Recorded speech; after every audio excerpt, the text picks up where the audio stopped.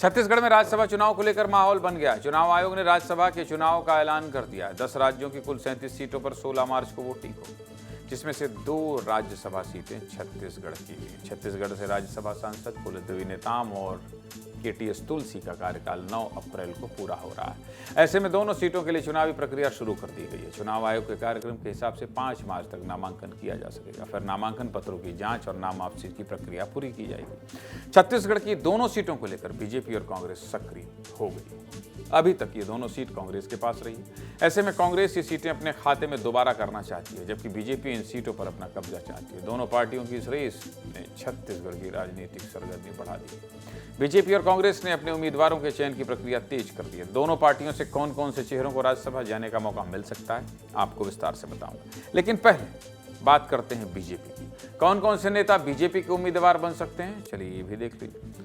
संयोगिता सिंह जुदेव हैं, पूर्व विधानसभा प्रत्याशी हैं, जुदेव परिवार की बहू हैं, वर्ग इनका सामान्य वर्ग से आती हैं, महिला चेहरा हैं, पत्नी पूर्व विधायक युद्धवीर सिंह जुदेव की है और जुदेव परिवार से हैं। सीएम विष्णुदेव साय की करीबी हैं, जुदेव परिवार से सीएम विष्णुदेव साय का करीबी रिश्ता है, ये सभी लोग जानते हैं। इसके अलावा और कौन कौन नाम है भारतीय जनता पार्टी से?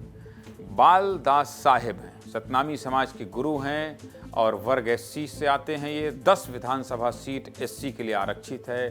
बेटे इनके गुरु खुशवंत साहिब कैबिनेट मंत्री हैं।